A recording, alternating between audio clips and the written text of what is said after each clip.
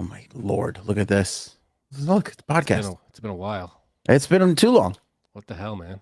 It's on death's door, but we're back again to talk about the latest happenings with you. We've missed you, haven't we, Frank?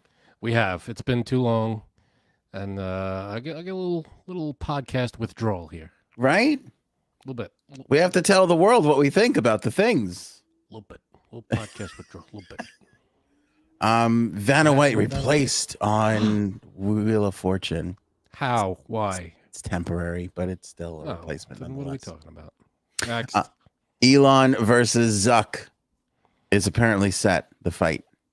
Whoop-de-doo. Big Hunter Biden doings with a special counsel just named. People are unhappy.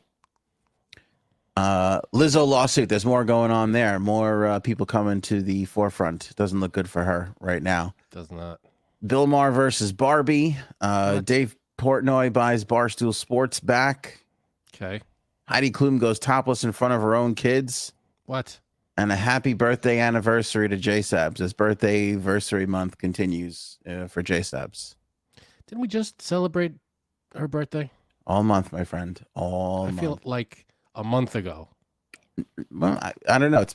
I just keep going. I don't want to be in the doghouse. I want to be on the good side. Fine. So I just keep going until my wife goes, you could stop now. Which is, by the way, how we got both our kids. Okay. Let's go, shall we? I mean, it's been too long. Do it. Let's go.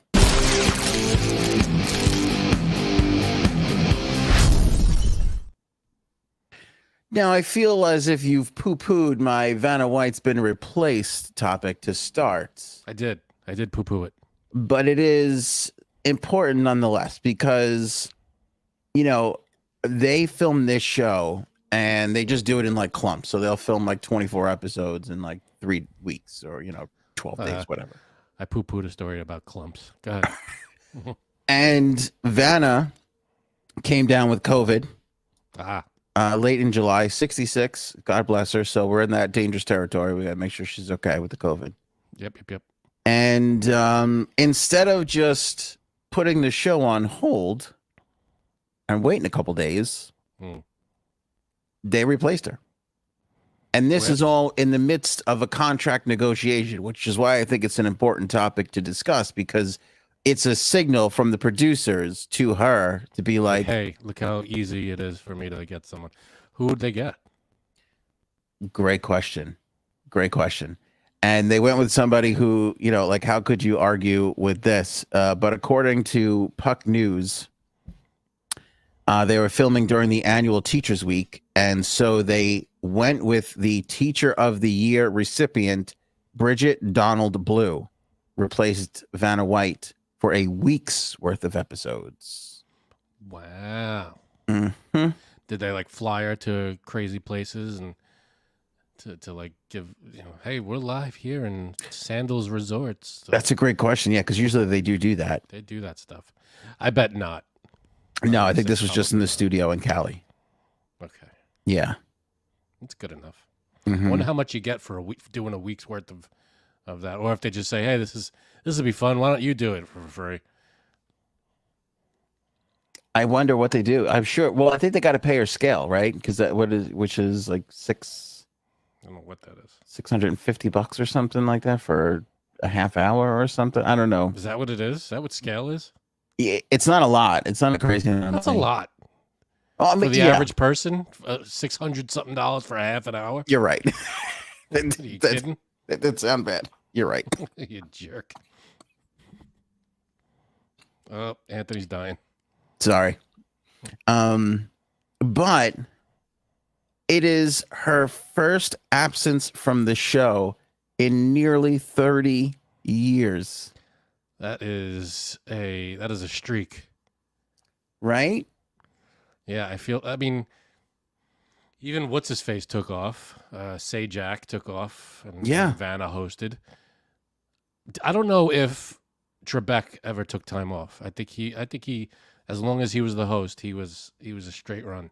He was kind of there, because that's what when you're hosting a show that's not timely and you're banking episodes, that's what you do. You could take a month off. and not hurt and not stop anything. So, see, you poo-pooed, but Your Honor, I ask you to review. Would you still poo-poo at this point? I'm still poo-pooing because this isn't they replaced her with someone who's not going to be anywhere near a replacement. It's a temporary thing. I don't think. This is a shot across the bow, my friend. Shot across the bow. You know what the bow is? Do you remember that scene from Donnie Brasco? When Pacino goes, do you know what the bow is? You go to the bow. You stay there. I don't remember that. You remember when I saw Donnie Brasco once. I don't remember. He cried. Donnie Brasco crosses Al Pacino and he gets all upset. He goes, you know what the bow is? You go to the bow. You stay there. I'll stay at the stern. You go to the bow. It's like I just watched it again. Look it up. So Frank has 4 million impressions. I have 2. Okay, and it's Joaquin Phoenix and and Lefty Pacino from Donnie Brasco. Yeah, that's not bad. Yeah, but Vanna White, I don't think that there's no chance they're going to replace her until she's ready to go, right? Until she's like, I'm done. I don't know. I think that they are going to for sure. I think they're messing with her big time. They're saying, hey, look how fast you could turn over those letters pretty quick, but look how fast I could turn over your job. Oh, burn. Burn skis. All right. Okay. Look at Big Robin, a member for 16 months, well over a year. Thank you, my friend. Viola. One of our proud monitors there. What do they call them? I'm going to let you figure it out. Moderators. There you go. Good job. It's been let me tell you something. It's been a rough week. Well, I've seen some, and we lost Anthony. I don't know if that was because he's sick and hit some screwy button, or if it's because it's just his connection or something. But we just lost Anthony in the middle of his sentence. Dude, are you okay? And the rough week continues. I don't know. What the hell was that? Is it a button or something? I have no idea. Yeah, okay. So yeah, that's what it was. It was because you're sick and you're just hitting all kinds of buttons. I'm sweating, man. Let me tell you, I go from freezing from sweating. I don't know. You got to be why aren't you in a hospital right now? Are you I should be. You know why? Because tubes? No. Because if I go to the hospital, the Taliban wins, and I'm still holding on to it. You know what I'm saying? I mean, that's a leap and a half, but sure. Huh? All right. I won't let it happen. If you not going to a hospital means that the Taliban loses, then that's just one you're gonna have to take for the team. Yeah, that's what I'm doing. That's what I'm doing. Taking one for the team. Right. Elon versus Zuck. Does anybody care at this point? That's a good question. I'd love to know in the live comments. By the way, hello to everybody in the live chat and the replay crew. What up? Let us know in the comments. Do you still care about Elon and Zuck? I think this is the most embarrassing thing ever. I think whenever you have people who are not trained fighters fighting. Well, they are trained, right? They have been trained. I think Zuck and Elon both have. I mean, I don't think they've ever fought in like an octagon or anything, but I think they both take some kind of martial arts or something. I stand corrected. You're right. They are training at the moment, but they're not pro fighters. They're not pro fighters. Yeah, and I think whenever you have non-pro fighters, you're just getting into an embarrassing slap fight after a while. Which could be entertaining. It could be entertaining. I think it'll be entertaining, but I think it's going to be really embarrassing. Like, and maybe it's just me, but I was the same way. Like in high school, like you would have these like rumors, or there'd be like a little scuffle at lunch, and then word would start to travel. All right, the be park, a big fight across the street at the park. This bus stop or whatever, and you'd go, and it was always terrible. It was always horrible. It was never. I always thought the people anybody who got into a fight, the two people who were fighting, number one, looked stupid. It always made you look like a big idiot. I agree. Because, you just, I don't know what it is. It's the physicality of it. You just look like a dope when you get into a fight. Because I think that the anger you feel in the moment is what drives a fight. And so when you have a confrontation, then you go, okay, we'll meet a few hours from now or tomorrow or 4 months from now, Yeah, it's kind of cooled off since then. It's cooled off, and now you're just worried about getting hit.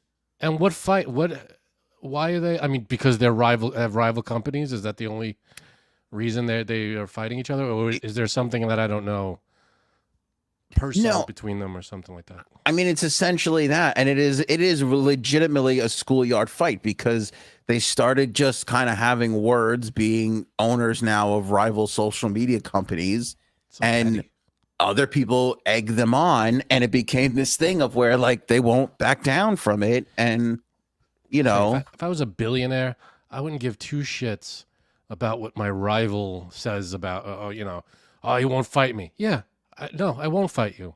Why?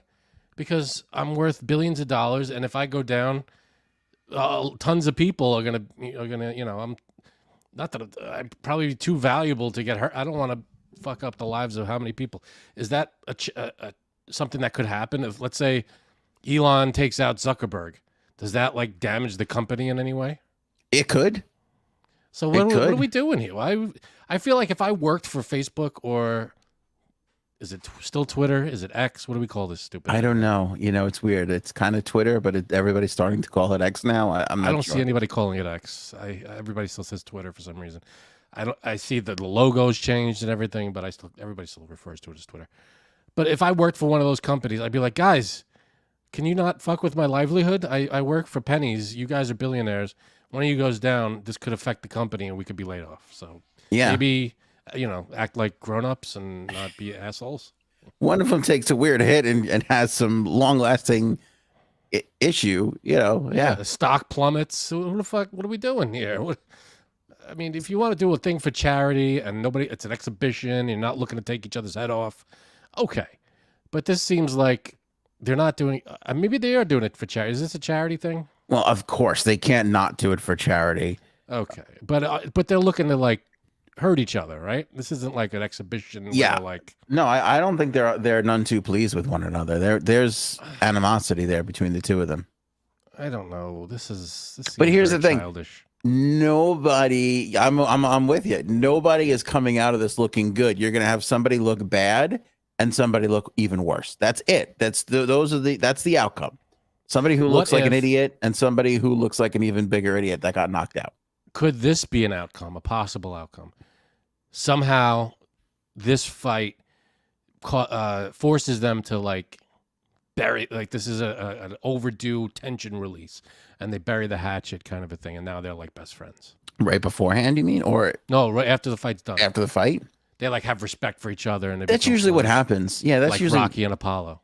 That's usually what happens in these situations where they're like, because I think at some point during the fight they realize, oh, even though I've trained and gone through all karate classes and all this bullshit, to stand in a ring against somebody is exhausting. And I realize that I'm flailing about like a little boy or a little girl in school, and I look like an asshole now. And now we both look like assholes. So I guess we'll just bury that, we'll bury the hatchet.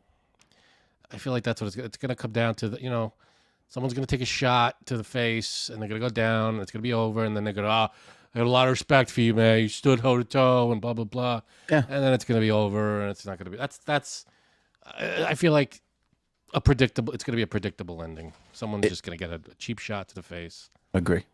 It is not going to end with, could you believe how great a fighter, blank was, and how much he knocked out blank in a crazy, decisive manner? That's not going to be the reaction whatsoever. And what's got to be frustrating, I guess, for any professional fighter, of someone who like works their whole life, if I'm a professional fighter, and I'm like, I've been trying to get an audience to rise up through the ranks, and have millions of people cheer me on. These two assholes who have zero experience jump in a ring, and they're getting millions of people to watch them, and they're getting all this press and whatever.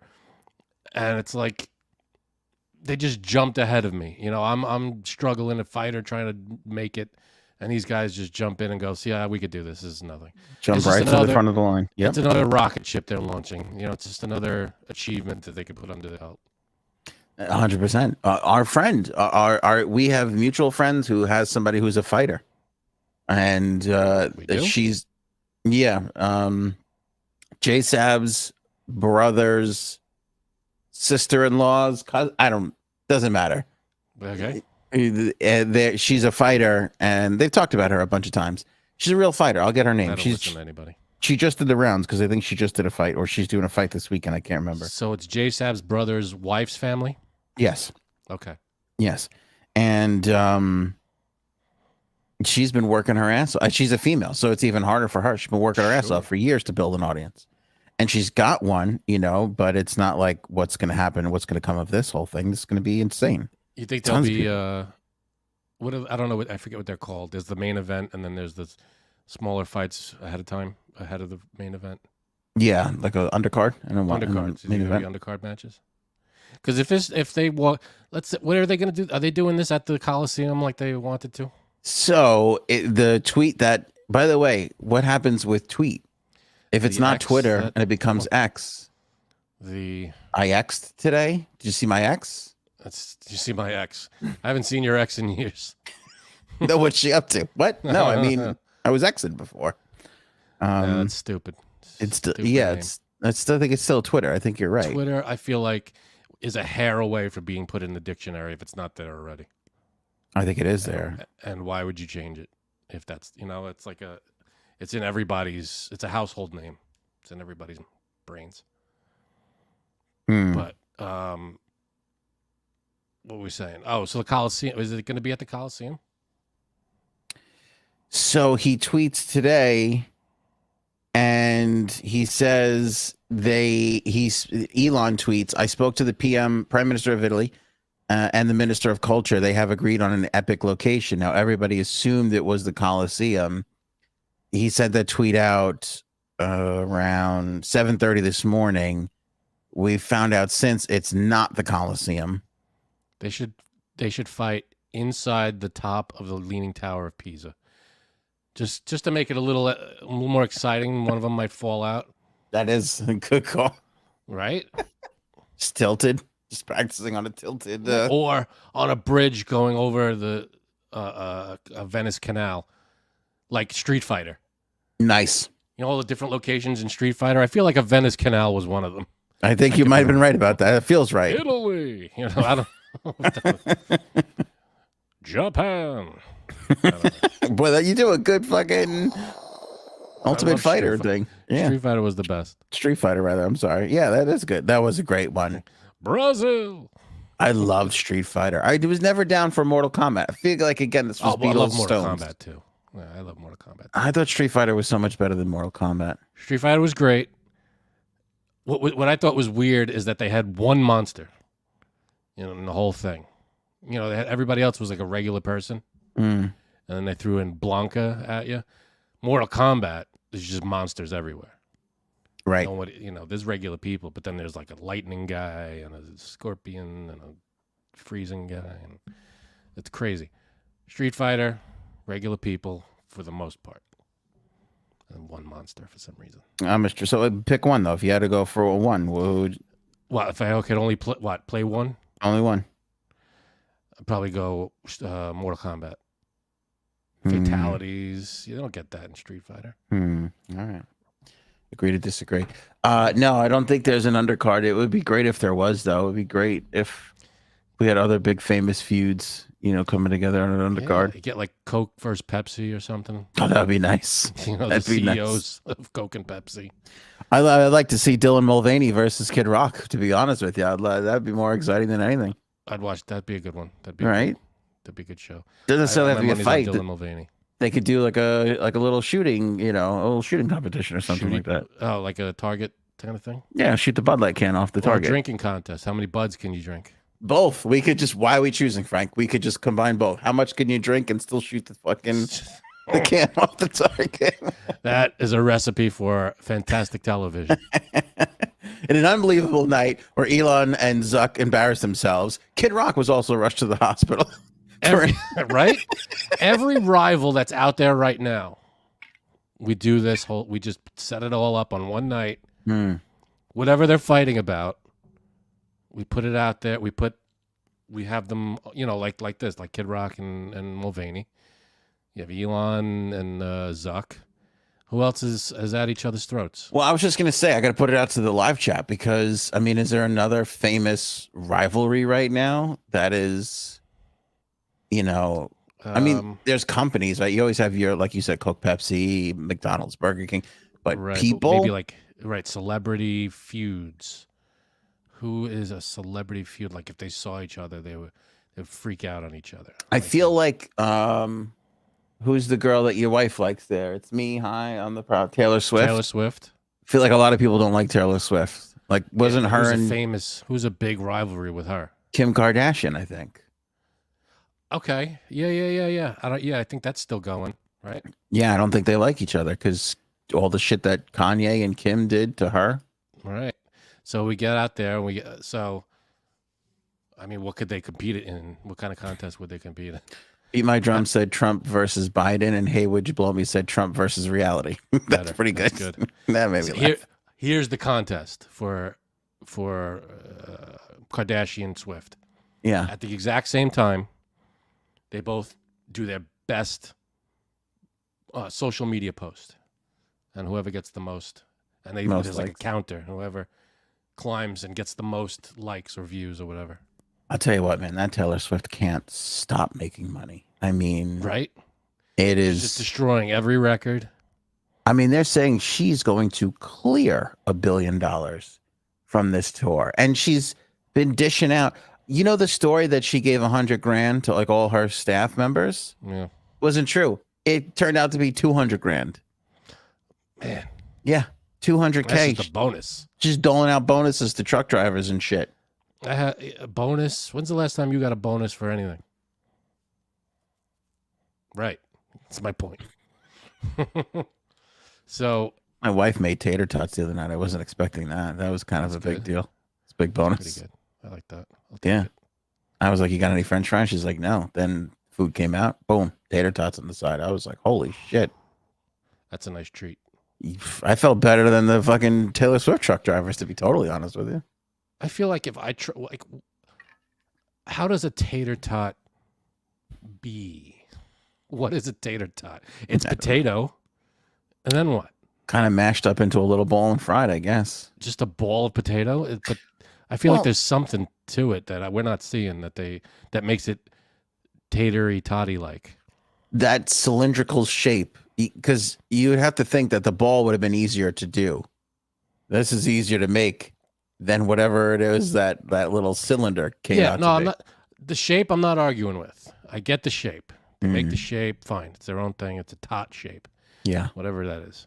But I feel like if I took potato and mushed it up and rolled it into that shape, it would not taste like a tater tot. You don't think so? Seasoned before you cook them?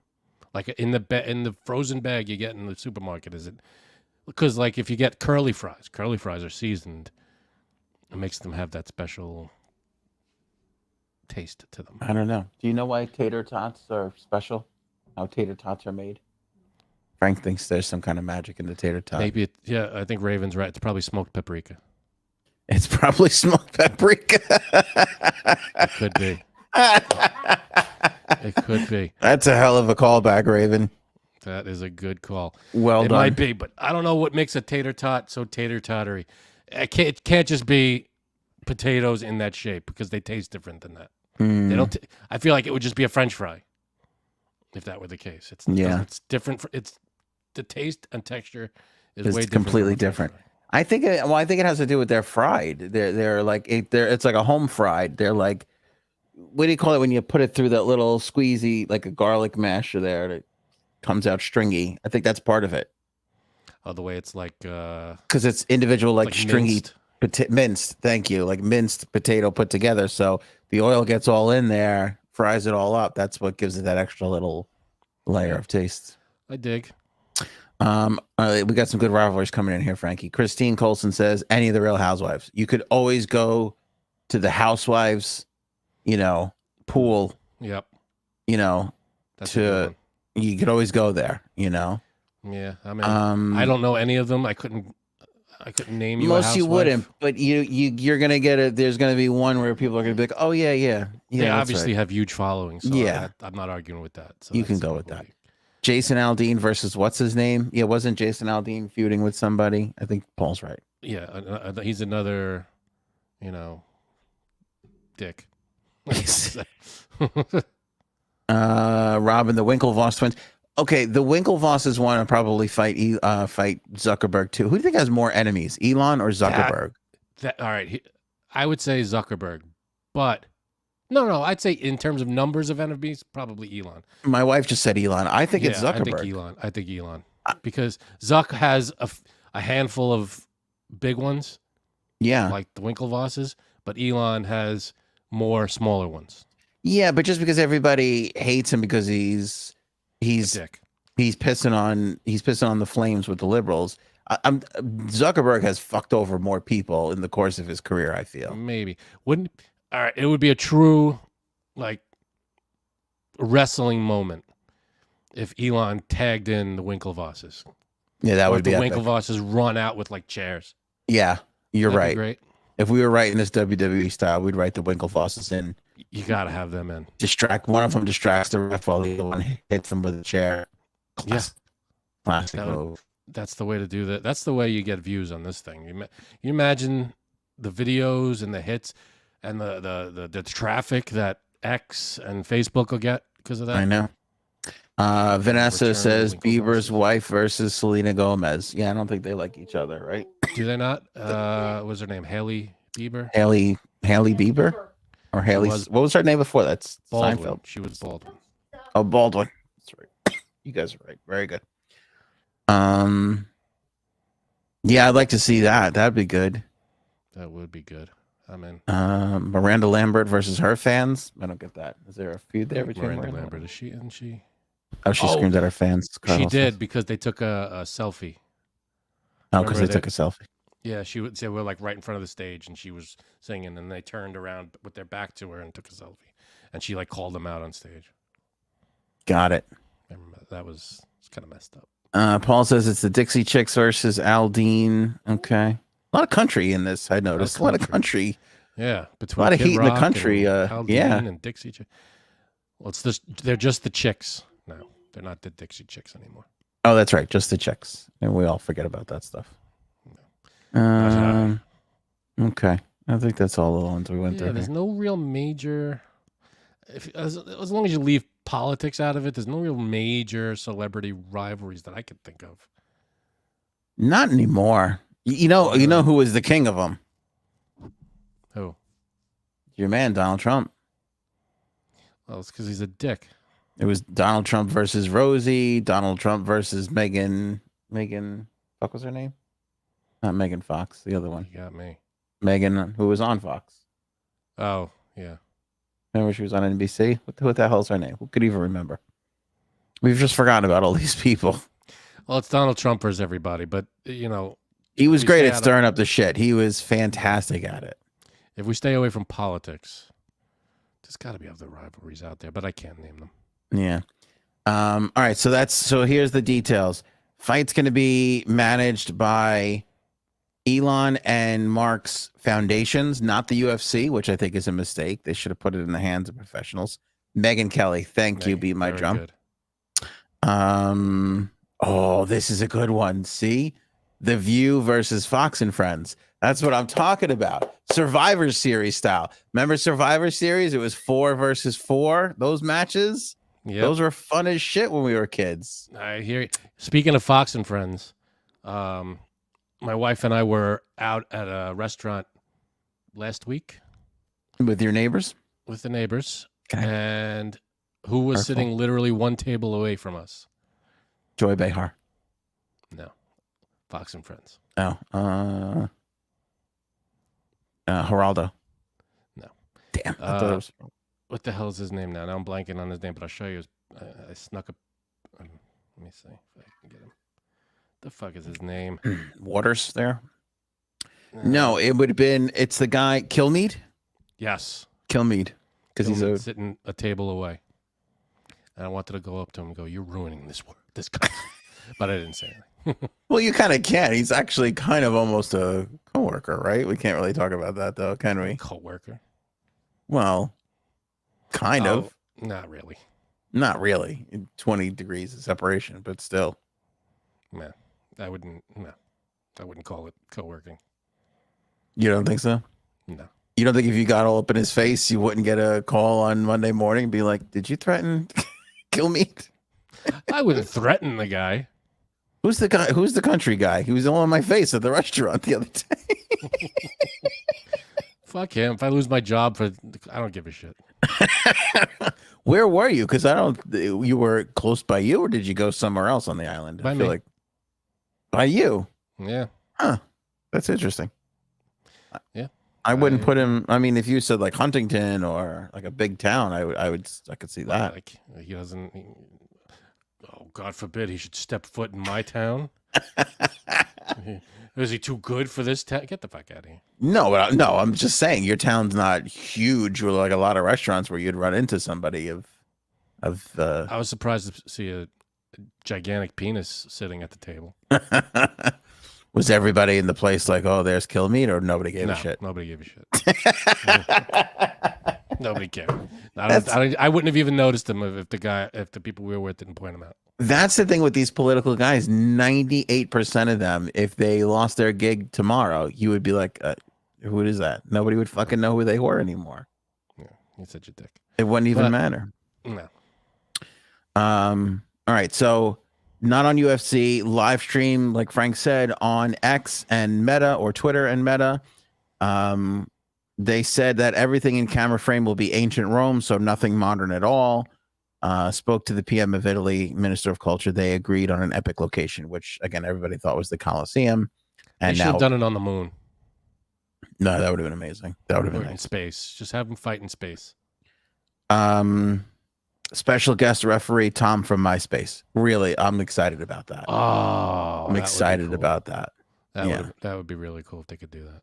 I made it up, but I'm just putting it out there. So hopefully, because I think it would be great if they could do. I don't know, but that was always exciting in wrestling too. And you were like, what? Mike Tyson's refereeing the match now? That's so crazy. Like, what's going to happen? Cool they had some good back in the day. They had some cool Tom from MySpace storylines and twists, and who's paying off this guy, and the managers were always because the managers were always in on whatever too. They weren't there was the wrestler, but then the manager would like come in and be a dick, and he'd be just as entertaining. Well, that's why they need the WWE, because they would, like you said, and then there would always be things like that. Now suddenly they have a manager. Like, okay, suddenly we have to have a contract signing for the match. You're like, I've seen 77 matches. There's never been a contract signing. Now all of a sudden we need a contract signing, and then there'd be a scuffle at the contract. There was always some set up crazy... a table in the middle of the ring for some reason. And they're like, well, I guess this makes sense. I don't know why. Like, okay, yeah, should be a contract. You don't want something falling through, and there's no legal ramifications. I guess it seems legit. This is all on the up and up. And then all of a sudden there'd be a commissioner of the event. Like we've got a special commissioner appointed, and there'll be all kinds of crazy shit. Or a special referee. Have you ever seen one of those contract signings go smoothly? By the way, someone always gets smashed through that table. If you ever turn on any kind of wrestling like that, WWE or whatever the case may be, and there's a contract signing, 100% chance someone's going through that table. Yep. And the contract is getting ripped up and thrown in their face. Yep. 100%. There's no way that they sign it and go, all right, good deal, and they walk away. And you're like, that's boring. Why is there 2 pitchers of water on there all of a sudden? You're like, of course they're gonna get fucking thrown around in somebody's face. They need, because it's gonna be a very long meeting, and they're gonna need the water. There's a PowerPoint presentation. No, it's all props. Which, of course, you're gonna see. That's just how it goes. That's the entertainment, and we fell for it every time. Every time. Contract. They gotta sign this thing. It's gonna be great. I foresee nothing going wrong here. Yeah, should be fine. That would be hilarious. That would have been the head scratcher of all time if the WWE did all of that. They came in, they signed the contract, they shook hands and left. Everybody would be left. They're like, what's happening? What? Somebody must have been probably should have came out, and they didn't come out. I guess the camera cuts to a conference room, and 2 people are fighting. I think we got the locations mixed up. No, this is fine. Oh shit. Serious question. Belt? Yeah. I feel like you need a belt. Got to make a belt for this. A trophy? It's got to be something. You can't just not win the social media cup. Something. Social media. See, it has to be something that represent. What do they do in MMA? Is it a thing? Is there a trophy? I think there's belts in the MMA, if I'm not mistaken. Okay, so maybe it's a belt. It's not like they're going to do this every year. No, this is a one-time thing. Yeah, but now you could buy a belt for $25 on TikTok. You know, it's not that big of a deal. I'm sure the belt they use is going to be $25. No, it'll be about more expensive. But I always get hit. Like, watch, everybody now will get hit with an ad for the wrestling belt because they try and sell them to you now for like fantasy football teams and all the kinds of shit. What? Yeah. Oh, yeah. You haven't seen this stuff? Like they have customizable wrestling belts and everything. You couldn't. I wouldn't. I would literally. That's like on the bottom rung of things I would buy. A belt is one of them. Is a belt? I talk about this. With it? I'm never. No. Dude, I talk about this all the time. I had this idea. I'm still going to do it. I still want to see. I shouldn't say this out loud. I'm not. But I had this idea when I was on the air, or I was on radio here in New York to make a broadcast championship belt. Mm-hmm. And I was gonna just declare myself the broadcasting champion and carry it around with me at all these things. But my idea was to get together with a couple of our buddies at another company and do a bit where if we were at an event, like at the event together, one of them would hit me with a chair and take the belt away, or and pin me. Somebody else would just count to 3 in the middle of a fucking parking lot. I love it. And walk away with the belt. But I never had the confidence in everybody else to pull it because I thought what would elevate the whole that would get people talking other than this is crazy. These two people from separate companies, because nobody would know that we were friends. And the guy fucking hit the other guy in the head with a belt and counted and fucking walked away with the belt. I love it. I think that should have happened. Right? I mean, that is a brilliant. I just couldn't. I don't know. I never got around to like pitching it all the way to everybody. But I thought that would have been fucking hilarious to do. See, that is a missed opportunity. That you could have just it could have went on for years. It could have went on for years. Paul has a good idea. Lena the plug will hold up the numbers. The card, do the card round. That's perfect. Fucking Lena the plug. Oh, that's good. I'd love to we could have her husband fight the guy she banged in the porn video. That'd be nice. That's a rivalry, right? That's a rivalry. Right? I mean, they're not best friends. I don't know if they like each other. No, and he was talking a lot of shit after the fact. The guy who banged her. Sorry. Yeah. And I know it's fallen off of my TikTok algorithm. I'm sorry, buddy. No, I can't come back. Yeah, you sound like you're one of those text to speech programs talking to me. Yeah. I'm glad I'm paying so much for the fucking high speed business, the highest business that you could possibly get. It's high speed. It's coming at you fast, but it's fucked up. Yeah. Can you hear me now? Am I back? Nope. Motherfuckers. Now you're back. We caught motherfuckers. Last I left off is they're planning on doing a threesome with another dude.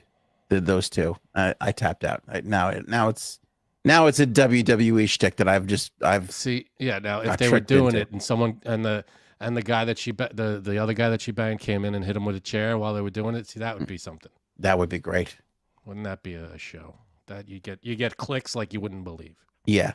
Is somebody, not to be like monotonous here, but somebody's got to get hit with a chair for it to be an effective entertainment venture. You think there's got to be a folding?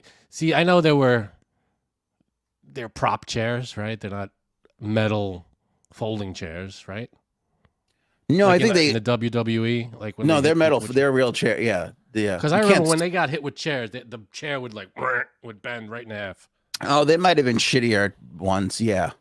Right. Well, that was definitely like steel chairs. They weren't like hard. Yeah, not like Grandma had back in Brooklyn in '66. They weren't those chairs. No, they were kind of newer Costco chairs.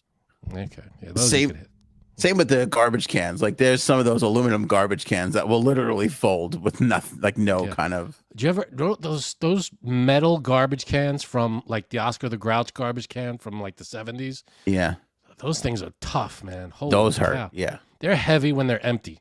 Mm-hmm. And I feel like I've seen one, not recently, maybe within the last 10 years, I've seen one, picked it up, and it was like, holy shit, this thing, you got hit in the head. Like, I remember thinking about people in wrestling getting hit with them, and the thing's just bending as soon as it hit the guy's head. Yeah. Gotta be a fake, obviously aluminum instead of steel, as these things were made of. Yeah, it's a little lighter. And they would like cut the tables too and all that kind of shit. But it still fucking hurts. I mean, Jesus. You jump off anything from that height and land on you can land on the softest thing in the world. It's still an impact. And you're still from, 20 feet in the air. It's still going to have some kind of effect on you. What I forgot was we had just gotten a Spanish station on the island because we didn't have, New York City has a couple of 24/7 Spanish speaking stations. Right. But Long Island didn't have any until recently, last 5 years, maybe or so, whatever it was, maybe more, whatever. It doesn't matter. But we got a Spanish speaking station. And my idea is that at one point I would get body slammed through the Spanish speaking station's table. Cause same thing like WWE. They never threw the wrestler through the English speaking table. It was always the poor Spanish guys got a fucking wrestler thrown through their table. So this is chock full of what could have been. Yeah. It would have been great. But you can't count on people. What I've learned is in that business, you can't count on people to taking a risk. To take a risk or to look like a bad guy for a little bit. They're not comfortable with that, But see, I feel like with radio, especially, it's not about the good guy, because if you're the bad guy, they're still gonna listen. Howard Stern was the bad guy, and they tuned, and that just made him more listenable. Everybody was always tuning in because the people. Remember in the movie, people who hate him tune in because they don't know what he's gonna say. People who love him tune in because they don't know what he's gonna say. If you're the good guy or the bad guy, you're in the game, and you're gonna get heard. Yeah, explain that to somebody. I know. You've been in the meetings. All right, Hunter Biden. I don't know what to make of this, Frank, because nobody seems happy with this, right?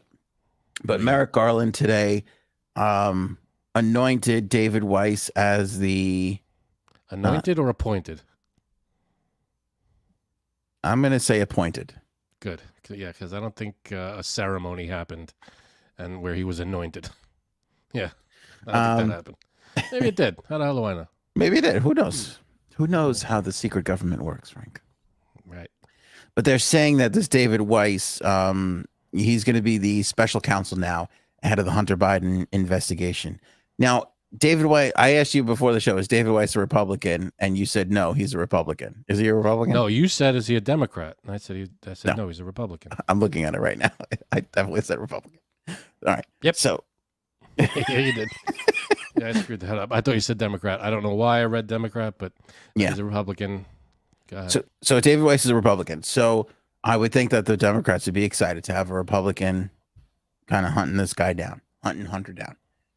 People are upset, though, because he was part of the ensemble that was putting together this sweetheart deal to get Hunter off of this.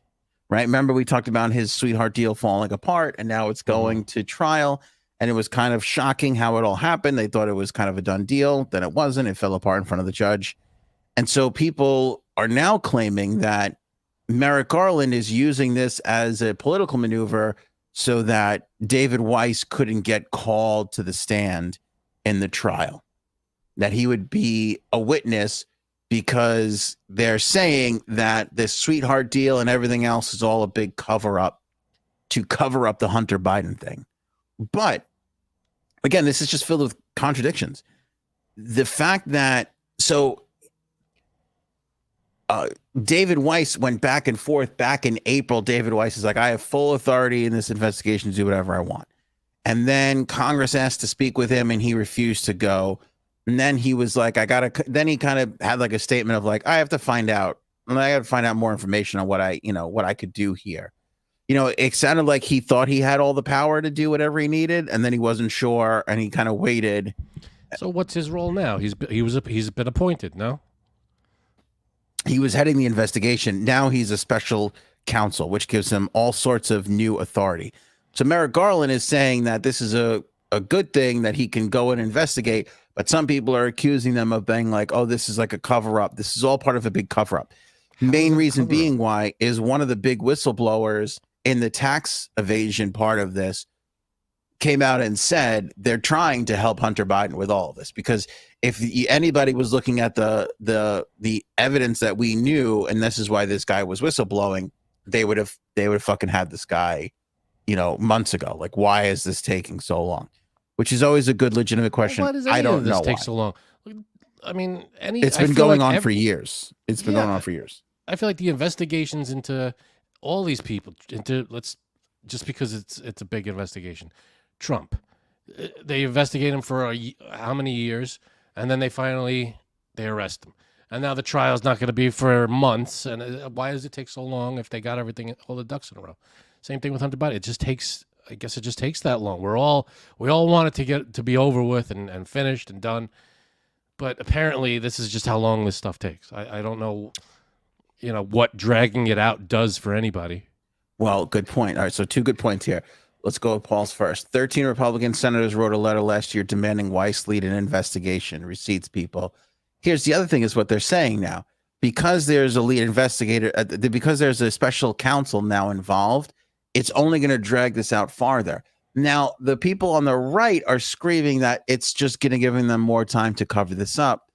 But what other people are saying is that means that it's going to put the heart of this trial in the prime time for the 2024 election, which is not a good look for the Bidens or the Democrats. Well, to be fair, I mean, yeah, it's not a good look for the Bidens or the Democrats, but it's also, I mean, if we're going tit for tat here, the Trump investigation and trial and all that stuff is not a good look for the Republicans and Trump.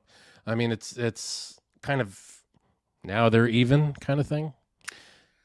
Which brings me to my point, which is that if we thought that 2020 was a low point, I mean, I think 2024 with this investigation, like you said, he's on to 3-4 trials now. I don't even can't remember. I think 4, and there might even be, because I don't think they got to Georgia yet. I mean, I feel like I'm not a fear monger. I feel like kind of our vibe is Seinfeldian of we're going to be just fine. Yeah. Right. I kind of think that's mostly both of our feelings. What we're going for sure. Most things naturally too. Not like we premeditated, like not that that's our agenda. That's just kind of how we naturally feel.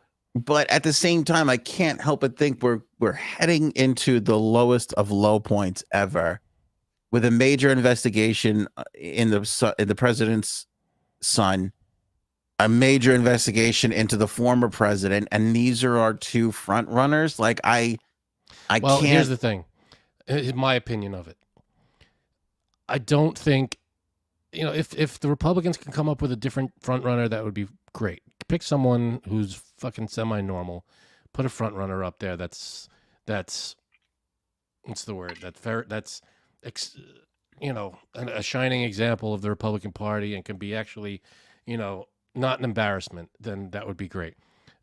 So Trump shouldn't be the front runner. He's under how many criminal investigations? He's been arrested 4 times now.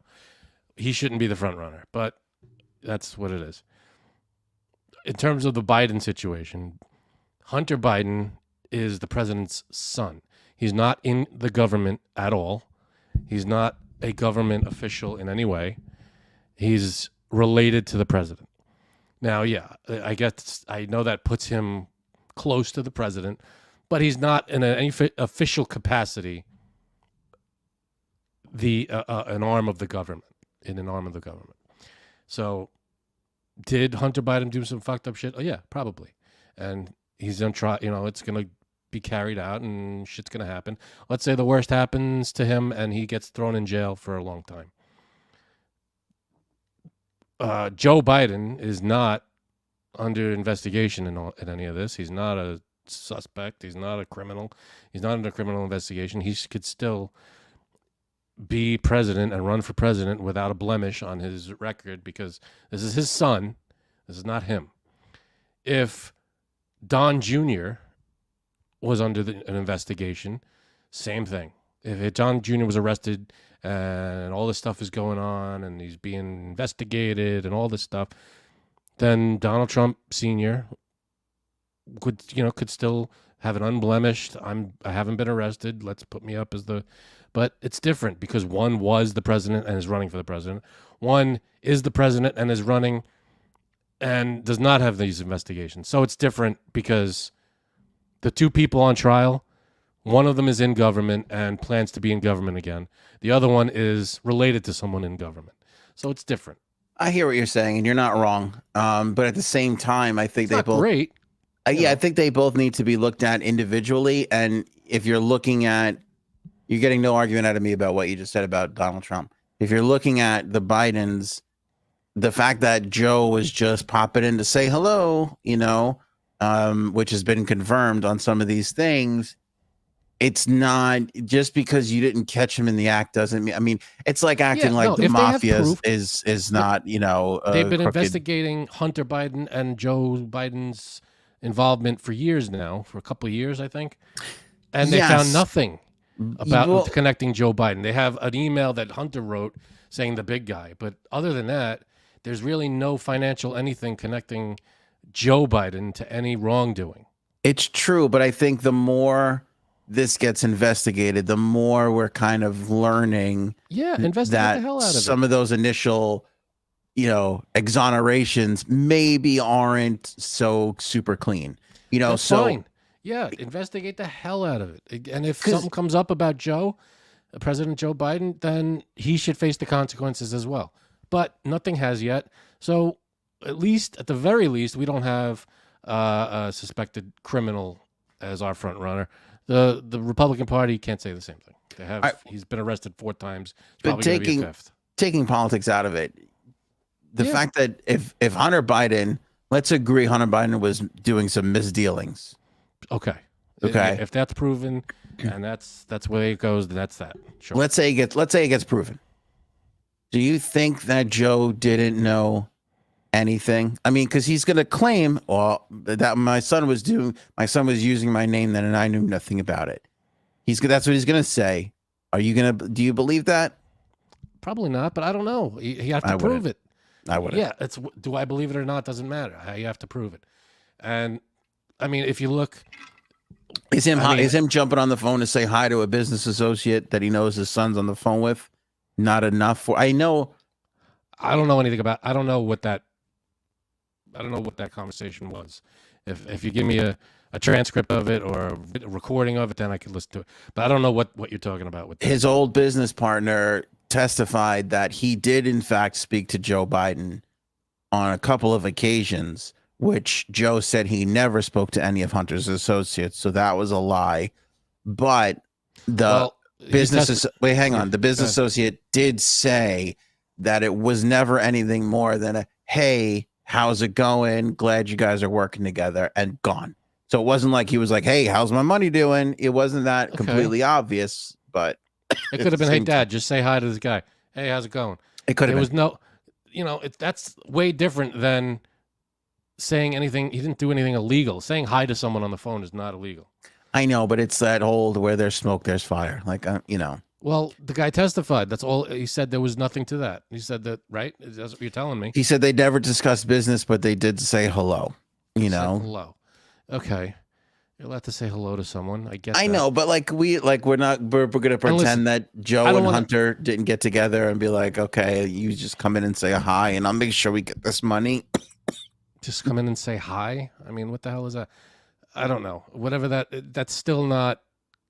If you're a business person that hinges your entire business dealing on the guy's dad saying hi, I don't know what kind of business you're in, but that's a stupid way to do business. I don't get that. Who's going to do business with a fucking junkie like Hunter Biden if they don't think that they're getting some kind of access to something?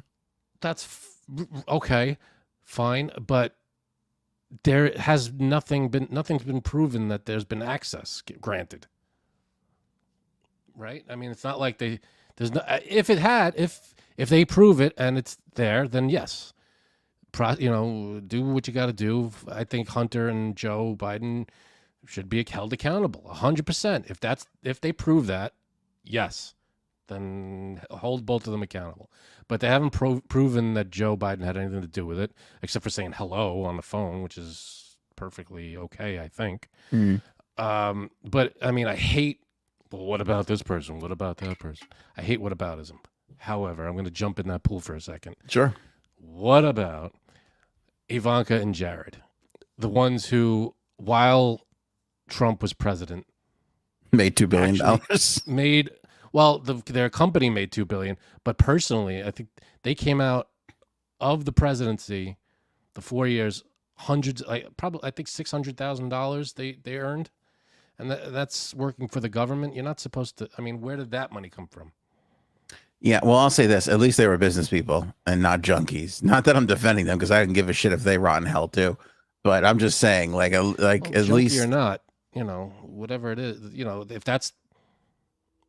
If you want to put Hunter Biden away for being a junkie, yeah, guilty, I guess.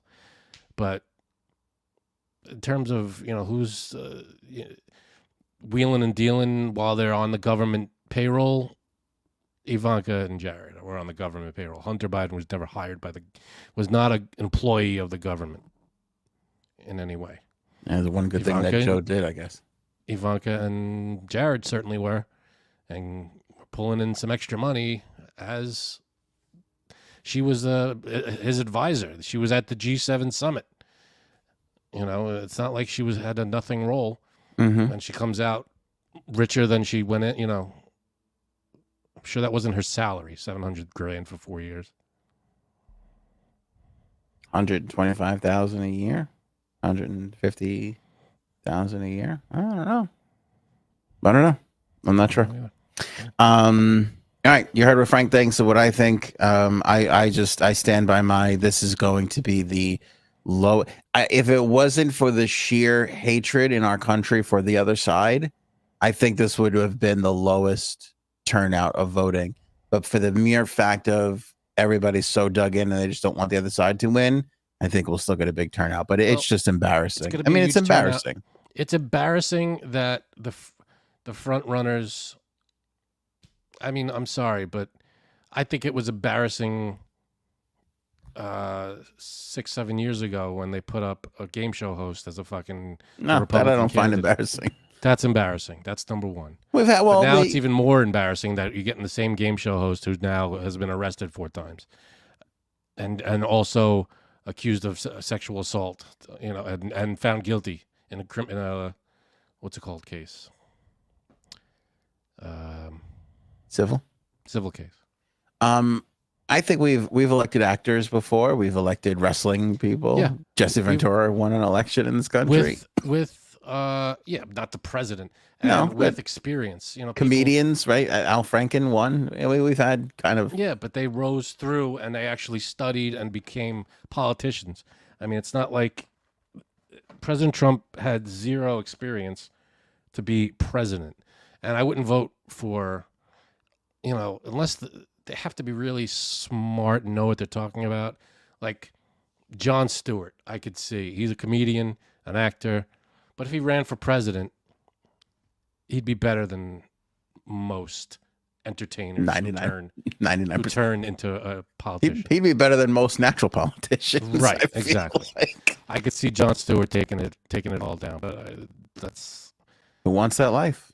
Right, exactly. By the way, Frankie C made that point while having a set design malfunction. The guy is a consummate professional, ladies and gentlemen. I mean, my Pop-Tarts fell.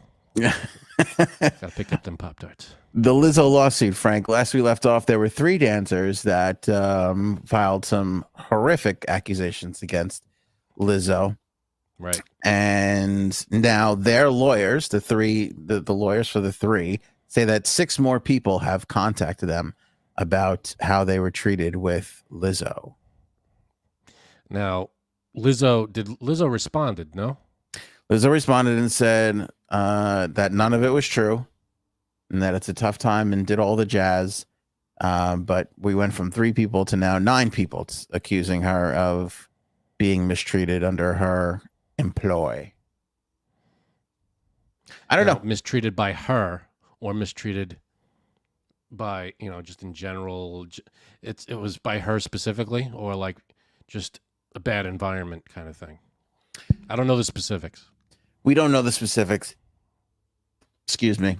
We don't know the specifics, but the lawyer, their lawyer put out a statement saying that Ron Zambrano, who's representing the 3 dancers, Ariana, Crystal, and Noelle, we have received at least 6 inquiries from other people with similar stories since we filed the complaint. Noel, Crystal, and Ariana have barely spoken out and shared their experiences, opening the door for others who feel empowered to do the same. Some of the claims we're reviewing involve allegations of a sexually charged environment and failure to pay employees, and may be actionable, but it's too soon to say. So, okay, so we don't know if it's Lizzo or Lizzo's team. I guess you could say that, but I don't think they're saying team. I think Lizzo's her specifically. Yeah. Which again, I love Lizzo. I can't think of anything. Joking around, I say, how could she do anything wrong? She plays the flute. But yeah, obviously she could have done some stuff. But you would have, you're up to 9. Again, this got to go through all the legal ramifications. But the one thing I will say is it's not like she's experienced at like running everything. You've been around artists, right? A lot of them are doing a lot of shit. They've got their road managers and they've got their managers and they've got their agents, of course, but they're running all those people who are running all these other people. So it's a lot of shit to handle, especially when 5 minutes ago you were doing, bar gigs for $200 a night. Now all of a sudden you're a mega international superstar with 400 people responsible, that you're responsible for. If you're not really used to that or not good at it, it can go sour fast. Right. If you're all of a sudden have 200 people,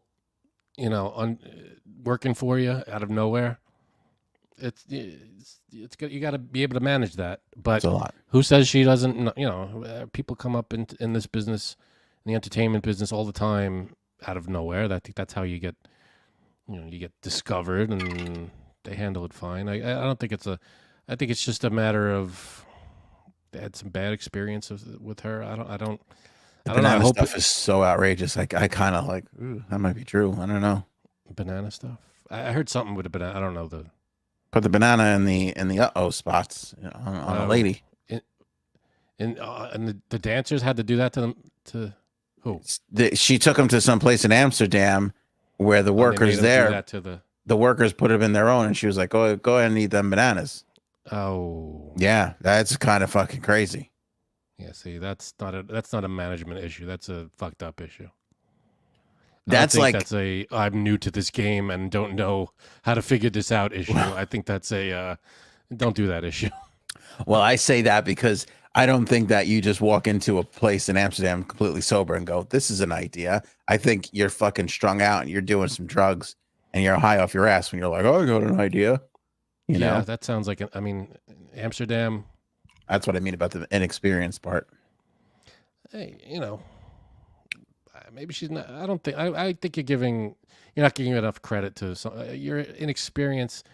She's been a super mega star for how many years now? That's only like 2 or 3, maybe 4, and it hasn't been a long time. That's enough to learn the ropes. I guess. I don't know. We'll see what happens. I don't know when all this happened though. Bill Maher versus Barbie. Everybody reacting poorly to Bill Maher because Bill Maher reacted poorly to the Barbie movie. He put out a tweet saying, "Okay, Barbie, I was hoping it wouldn't be a preachy, man-hating, and a zombie lie. Alas, it was all 3. What is a zombie lie? Something that never was true, but certain people refuse to stop saying it. Tax cuts for the rich, increased revenues, etc. Or something that used to be true." This is a long ass fucking review. I'm not gonna read the whole thing. Anyway, he slams the Barbie movie, basically saying like, in the movie, spoiler alert. I don't think this is a big spoiler, but spoiler alert. Right. I don't want to know. They go to the Mattel board, and in the movie the Mattel board is 12 men, when in reality it's 7 men and 5 women. I find it a hard time. Back. I didn't hear any of that. I find it a hard time that Bill Maher is having somebody on his staff research the authenticity of the Barbie movie. You know, I feel like it's a fucking movie about a Barbie doll. If you're taking, I mean, yeah, take the good lessons out of it. I haven't seen it yet. If there's good lessons in there, take the positive stuff out. A lot of it's make believe. Take what you want from it. No one's asking you to make it your Bible. Come on. I feel like Bill Maher is one of those people that probably was like, oh, video, maybe raise your kids better, and because video games and heavy metal music aren't turning them into lunatics. It's the way you're raising them. But then he'll go out and go, well, the Barbie movie is a bad example for people, and they shouldn't listen to the Barbie movie. It's like, no, if you're defending one art form, then defend all of it. I never liked Bill Maher to begin with. He was always a pompous ass. I just never got. Every time he talked, it was very. First of all, his jokes were always outdated and terrible. Whenever he does the monologues, he gets up there and he'll say something that was funny maybe 10 years ago, and he'll just pause and wait for the audience to laugh, and it's like, no, come on. And then he makes stupid points, and the audience claps because they're live at a show. But I never liked Bill Maher's whole deal. I don't know. I just never. Is that why the wrong way? Is that why you made me leave off the E in his name? Is that why you did that? Okay. Yeah, I made you misspell his name. That's one of my things. That's what I do. I misspelled it twice. I disagree. I value Bill Maher. I think he is long been he's made some mistakes, that's for sure, but I think he's long been a good voice. But I think he's so off on this because it's like, this ain't for you. I hate to break it to you, Bill Maher, but the Barbie movie just ain't for you. It's not for crusty old white guys who might be liberal or conservative, doesn't really make a difference. It ain't for you. It's for my wife. It's for Frank's wife. It's for my little girl in 10 years.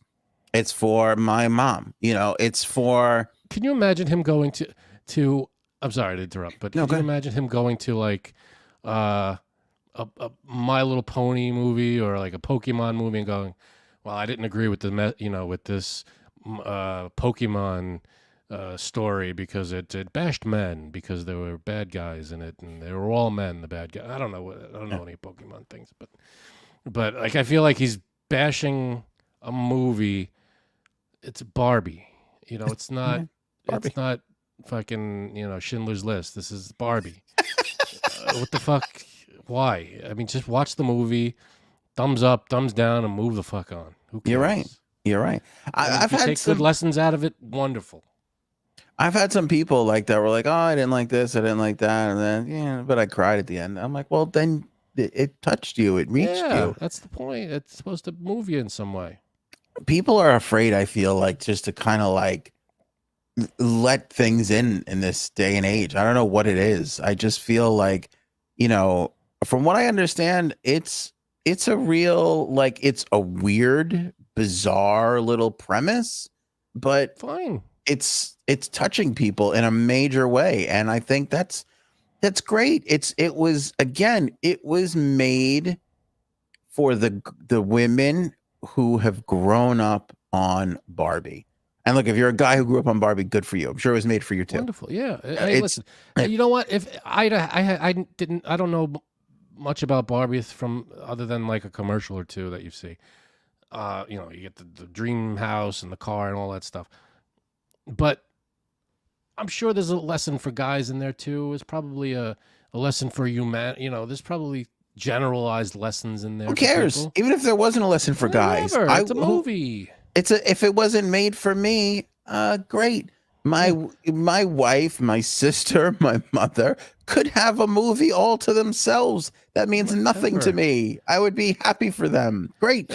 Why didn't he review, I don't know, Godzilla the same way? Well, Well, why Barbie? Why is Barbie such a hot button exactly. for you? Because I think he's trying to get his name in the paper. But you bring me on my second point, Frank. At the beginning of this summer, Oppenheimer was supposed to be the huge, thought-provoking, like we invited ourselves to end ourselves kind of a movie that was supposed to spur all this wonderful discussion. How Oppenheimer was the most important, like Christopher Nolan said, Oppenheimer was the most significant figure in the last 200 years, blah, blah, blah. And I was all into it. And Barbie was the popcorn bullshit movie that nobody was going to give a fuck about. And the roles have completely reversed. Nobody is talking about Oppenheimer. Barbie is all the rage as far as discussion goes. It's like we've entered the complete opposite zone. It's bizarro world. I don't understand why people are taking Barbie like it's fucking Citizen Kane. I mean, you want to hold it up. Maybe it's a great movie. Maybe it was made perfectly. The script is great. The acting's great. Whatever. But I mean, why are people like Bill Maher and whoever else? Who's the nerdy Jewish guy that you hate? Nerdy what? The nerdy Jewish guy, the conservative Jewish guy that everybody hates. Let me tell you something about this thing. Who's that fucking guy? Come on, the guy that does the daily whatever the fuck. Ben Shapiro? Ben Shapiro, thank you. Okay, go ahead. Make your point. Go ahead. Same thing. Why dissecting? What is it about this movie and not, Ninja Turtles? Why is that not being dissected like Barbie's being dissected? Why not go to the Ninja Turtle movie and rip it apart as why are all the superheroes men? Why is it 4 guys and the rat is a guy and the villain's a guy? And she's just a reporter who reports the whole thing. She's not the hero. I mean, why is Barbie? Because it's a female-driven movie. Because it's the protagonist is female. The story is empowering to women. What is so triggering to you about Barbie that's the movie you got to dissect, and not just go, good movie, I liked it, or sucked, I hated it. Why is this a dissection movie? Now, I criticize the new Ninja Turtle thing, and I hated doing it just because April O'Neil is so frumpy, and that's really where my whole thing comes from. So I feel like I'm slightly justified, but I think I even said it. Then, and I said it again when the Seven Dwarf stuff came out. This shit is not for us, The Seven Dwarfs that came out originally, that was for us. Ninja Turtles that came out in the 90s, that was for you and I. The Ninja Turtles that's coming out now is for my kids. It ain't for me, And I'll tell that when I go and see it, and they throw me a couple of little bones to harken back to the old days, so I feel warm and fuzzy. Did you see it? I haven't seen it. No, I haven't seen it yet. Is it out even? I think it is out. Yeah, whatever. But they'll throw me a couple of bones. I'll feel good about it. My kid will get all the jokes, and boom, that'll be it. That's what it is. Like the Mario movie. Mario is arguably our generation, right? The game came out. We were raised on Mario, Super Mario. He goes to the movie. The plot sucked, but there was enough nostalgia in there that I was like, that shit warmed my fuzzy little old heart. Right? It was, my kids fucking loved it. Hysterical laughing to the whole thing. It was for them. That shit was not for me. The same applies for all of this stuff. Shit ain't for us anymore. It's for other people, and that's exactly what this Barbie movie is for. I have to play you this Ben Shapiro clip because do you? It made me laugh. I can't with this guy. This guy's such a smug piece of shit. This was, I think, just before the Barbie movie came out. This has been week one. This thing is going to clean up at the domestic box office. My prediction is going to just absolutely fall off a cliff after that. The repeat business on this movie is going to be non-existent because it was written by 2 people who are so smug and self-satisfied, and Greta Gerwig and Noah Baumbach, that they have no audience. That was Ben Shapiro. He acts and sounds like he speaks with this unearned confidence that it's like, oh, this is just what's going to happen. I don't even know why we're discussing this, but because I know everything and this is what's going to happen. And it's like, no, slow down, stop it. You're an idiot because you don't know everything. that you were wrong there. And why? Yeah, you can talk about the Barbie movie because it's you want to talk about the Barbie movie, talk about the Barbie movie. It's a big hit. It's the summer movie that everybody's talking about. Great.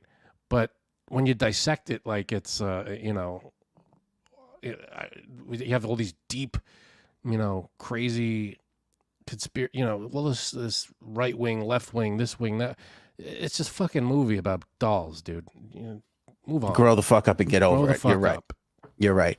By the way, just to dovetail on that, Greta Gerwig is the highest grossing female director of all time domestically, passing the director of Frozen 2.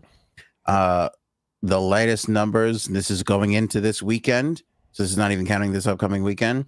Latest numbers on Barbie is $492.6 million domestically, and globally it's at $1.13 billion. Boom. So, Keep going, Barbie. Talk about wrong. That motherfucker couldn't have been more wrong. He's wrong a lot. I like. And this is why nobody has integrity anymore, because he should have put out a video going, "Holy shit, was I wrong? Yeah. I really miscalculated this whole fucking thing." Hey, maybe he did. I doubt it. He did. Maybe he's a pipsqueak. He's a piece of shit. I hate. There was a just to harken back to or go back to years ago. Should we harken? Let's harken. All right, while we're here. There was a video he did years ago. He was talking at some school. I don't know. He was giving some lecture, some bullshit. And he said, he was talking about global warming or climate change.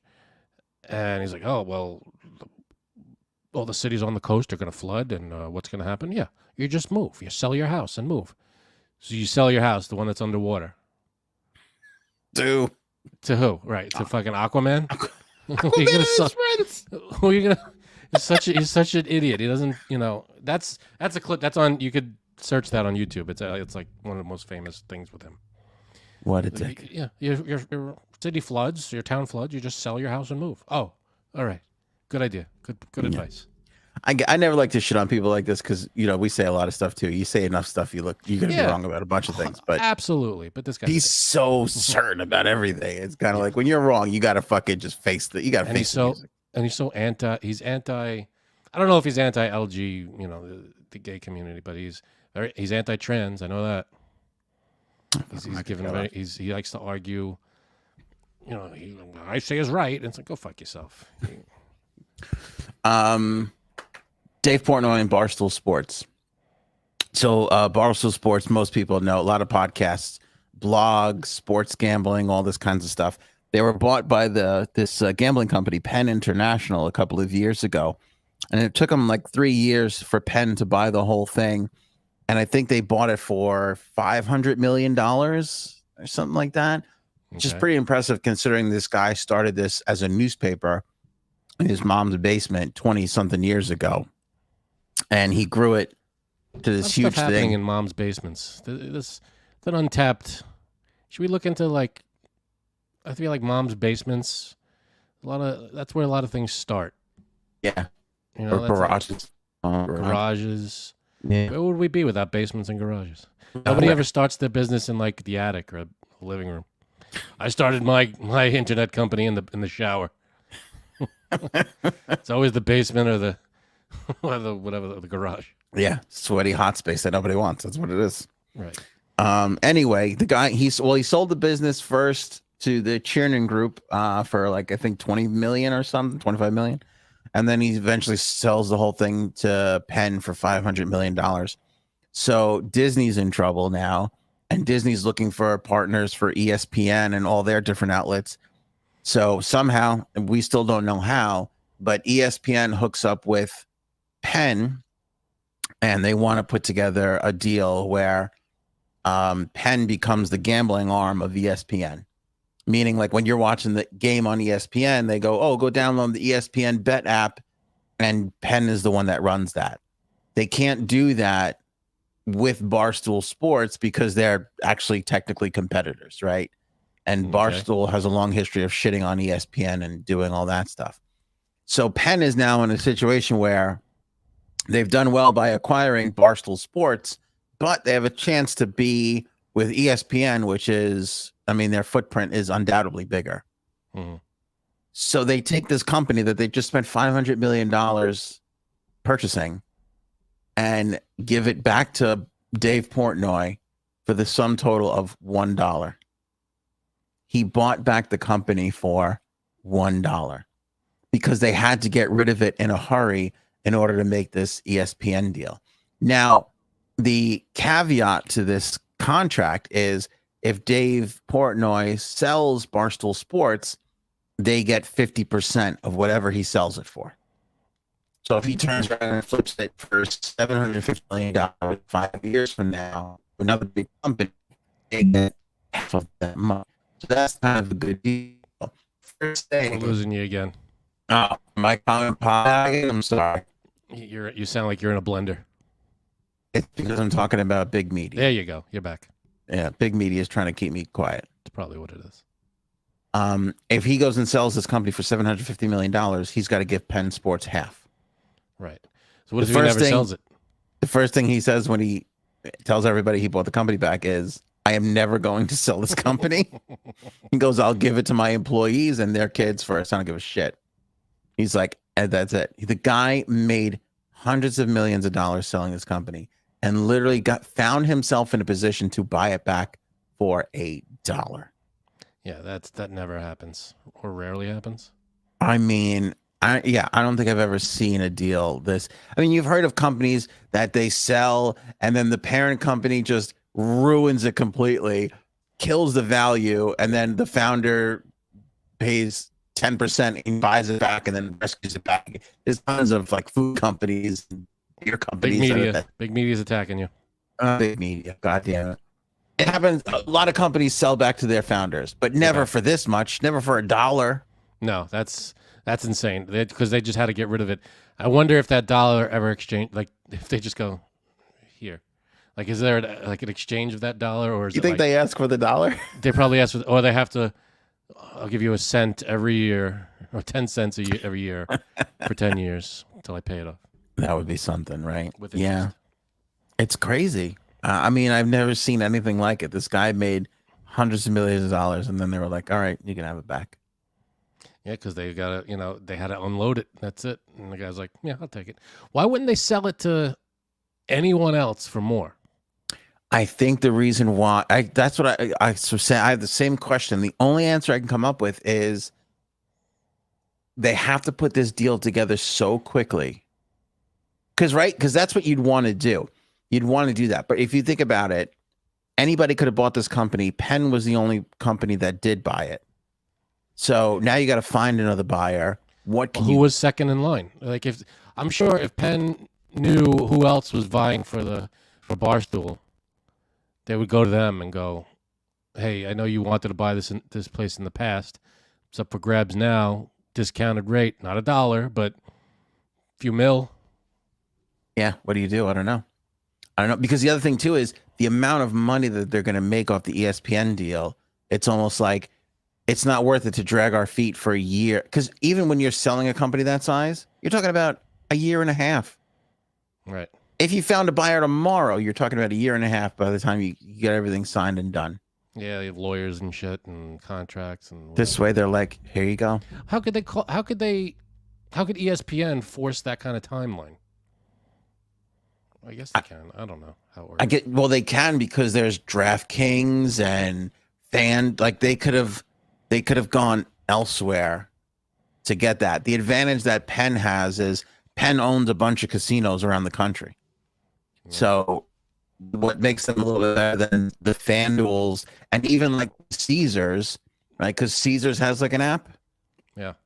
But it's not as good as FanDuel or, DraftKings, what some of those. But Penn's kind of is. So they're kind of in this unique position where they have brick and mortar and they have just as good of a app product to kind of be the more appealing option than some of those other properties, Yeah. And I think they wanted to make a deal. Things are not good at Disney. Things are not good at Disney. And the conservatives want to say that they're winning because of wokeness. I don't think it's that. I think it's the economy more than anything. How are things not good at Disney? People are flocking to Disney World. No, they're That's all not. I hear about. No, And they fucking Disney Plus is going gangbusters. they have record low numbers in attendance in Disney. Is it really? It's been the worst July and Well, that's because it's been 1 billion degrees, probably. I mean, it is, but it's 1 billion degrees every year. I don't. Yeah, People but are just not going. This was the hottest year ever. Well, I mean, no, I just think it's because last year or the year before that they hiked their prices up. That could be It's it, too. fucking, dude. You're talking about 12 grand easy to take a family of 4 there for 5 days. 12 grand 12 grand. easy. That's E- insane. You're talking about $500. The cheapest hotel is like $300 a night. So, like, That's let's say you want to crazy. spring for a little nicer. You're talking about $500-$600 a night. It's for a park ticket. I'm taking the family to. It's $140 something for Universal. I don't know. I didn't even look at the Disney price yet. It's probably around the same thing. So you're talking about $600 a day. So it's $1,000 a day to get into a park and sleep there that night. That's $5 grand alone. Now you're talking about add-ons and food. Yeah, no, it's a lot. I get it. Maybe it's not 12, but it's 8. It's 10. That's still a lot. That's an insane vacation. Okay, let's see. If we assume, I'm looking at there's a website called mousehacking.com. How much does it cost to go to Disney World in 2023, 2024? Now, I don't know how many people this is for, but they say, let's see, how many people? I don't know, but it's in the mid. It's like $600,000, $7,000. Yeah, that's a on the lot, man. It's fucking. That's on the low end. Because again, you're talking about feeding a family of 4.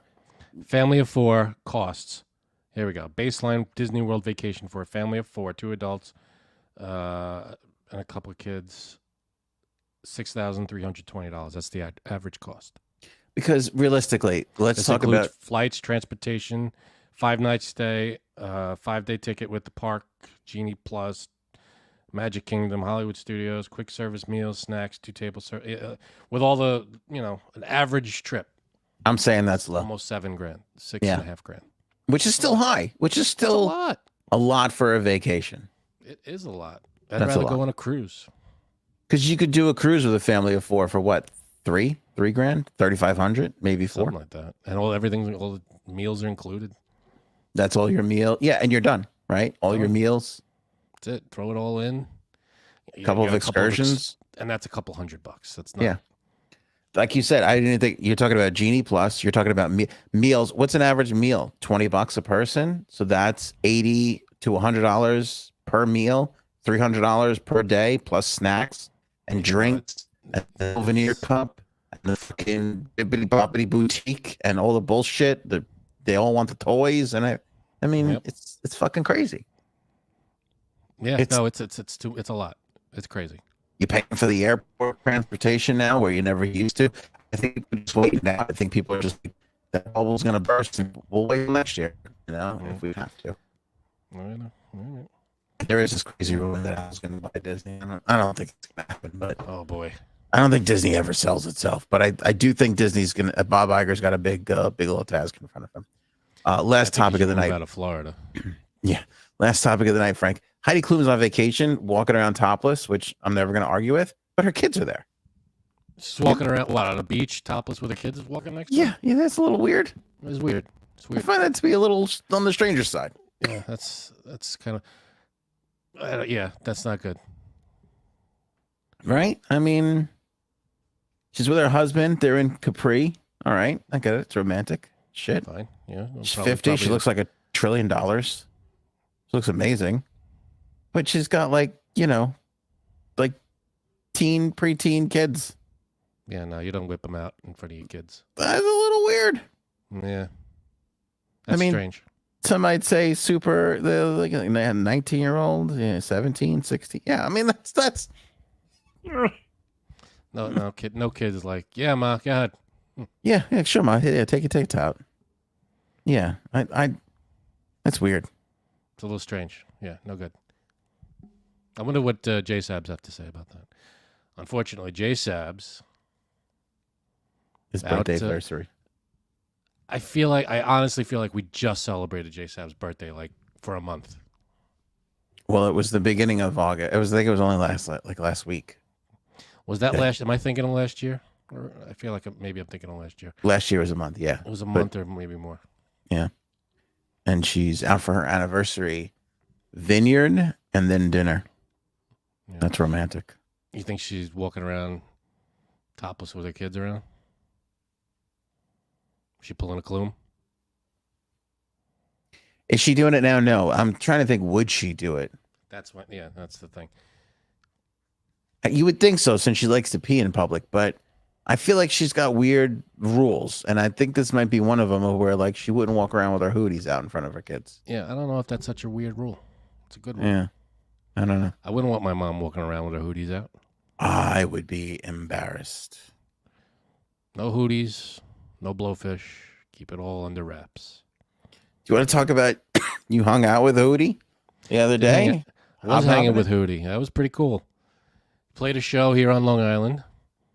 Got to go backstage. My wife and I, Erin and I, we went backstage, took a picture with him, hung out a little bit, and nicest guy. Like I gotta say, my wife and I were both very starstruck. We love Hootie. We love Darius Rucker. How could you not be? He's kind of a part of like that icon. 93 to 95 time period was man. I think still listen to Hootie.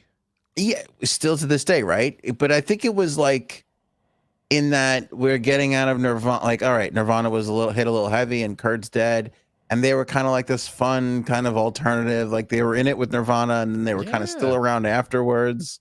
Everybody loved them. They had a couple of deep, tracks, but mostly it was I don't want to be with you. It was fun. I was like, hey, all right. Their deep tracks were about love, not about drugs and rape and such. That exactly like a Nirvana thing. So I mean, a huge part of our childhood. No, it was amazing. That was pretty cool, and we saw his concert. It was a great show.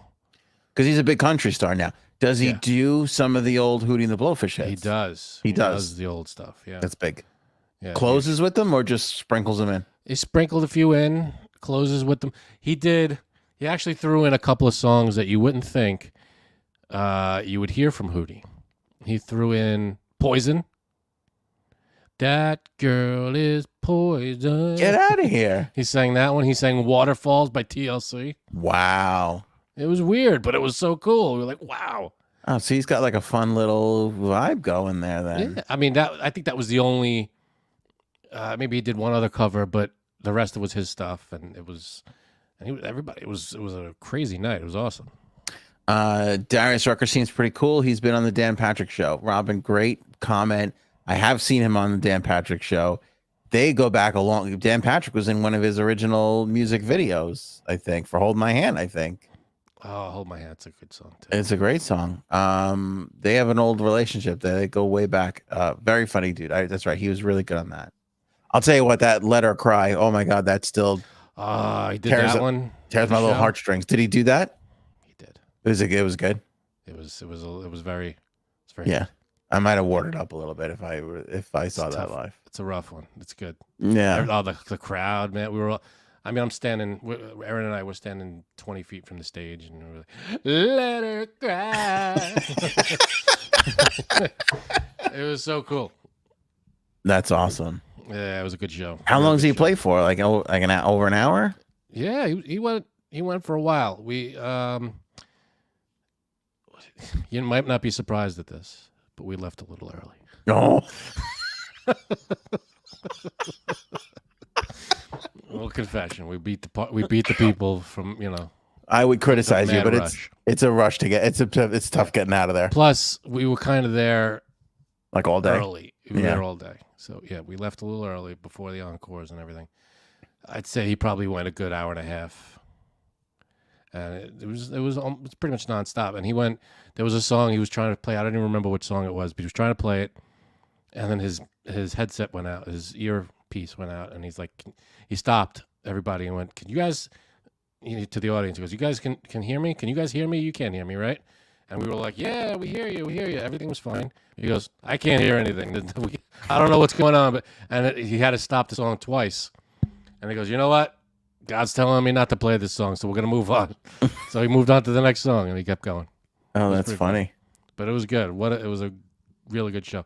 Who opened? Was Drew Holcomb and the Neighbors. They were pretty good. Up and coming country act. You see them on YouTube. Cool. They're really good. Now, were you're side stage? Side stage for the before the show, and once it started, we kind of moved to the pit. Okay, the pit in front of the stage. You're not worried that obviously you met him before the show. You're not worried that Hootie's going to look down and not see us, and we're going to insult Hootie by leaving early? That crossed your mind? No. I don't think that was. I don't think he could. We weren't so close to the stage. I don't think he could pick us out. And if he could, we just moved around. And it wasn't like we didn't leave. We heard like 10 songs. It wasn't like we left right in the beginning. We heard a lot. We were there for a long time, but it was really cool. Great show. I recommend if anybody gets a chance to go see Darius Rucker, take those tickets. Because I think he would have been singing and been looking over and like. No, we weren't. We were in the audience. We were mixed in with everybody. Where did Frank and Aaron go? I thought we connected. I could probably show you the view that we had of the stage. Yeah, show us. I thought we had a moment. It was nice. They were telling me about how much I meant to them in their childhood, and now they're gone. I don't think we got that deep, but that's how close we were. There's Hootie. Is it too bright? Let me. Yeah, it's a little too bright. It's weird how the screen, it's the brightness. Yeah, and I'm looking at it now, and it's not that bright on my. Here we go. Oh, you could have hit him with a fucking ping pong ball. There. And then he didn't always stay there. He came over to here, and he was standing here, and he was walking around the whole stage and everything. So that was pretty cool. But he's touring as Darius Rucker, right? That's not Hootie and the Blowfish, right? I mean, that may have been a little zoomed in. Here's a little better. This is a better shot. Oh, so you were okay. We were a little ways back. You're a little ways back. Still great seats for that venue. For any venue. It was amazing. Yeah, it was amazing. It was so cool. Lots of fun. Somebody spotted you with a pineapple T-shirt on, upside down pineapples. I'm assuming. Any truth to that rumor? If you're in the pineapple circle, you don't go, spreading the. That's true. You don't rat them out. Acknowledge. You don't. Yeah. You just acknowledge and you. I think it's anonymous. You don't approach. Like AA. I think. It's pineapples. It's PA. It's Pineapples Anonymous. It's not Pennsylvania. It's Pineapples Anonymous. It's Pineapples Anonymous. Happy birthday, happy anniversary, J Sabs. Yes. Hope she's doing well. Yeah. I don't know. We did the show on her birthday, and I didn't even send her a link, and she was in the chat for the whole night. So you didn't send her a link. You're not welcome on your birthday. Yeah. I just kind of knew about her, and then all of a sudden she was like on the show the whole night. But I didn't see her in the live chat at all this evening, so that's hopefully she's having a great time. Yeah, having a good time. I think today's her anniversary, right? Any backstage shenanigans? No real shenanigans to speak of. Frank wouldn't say anyway. I wouldn't say either. There wasn't though. There wasn't. There was nothing going on. No craziness. So people were doing a little coke and swinging. No, it's not our business to say, right, Frank? Nothing crazy going on. All right. I could account for that. It was great to be back. We'll do one more next week before we go on vacation. That's the whole thing. Yeah, Ant's going to pump some money into Disney. Yo, meat potato salad. No, kind of. Maybe we should go now. Go ahead.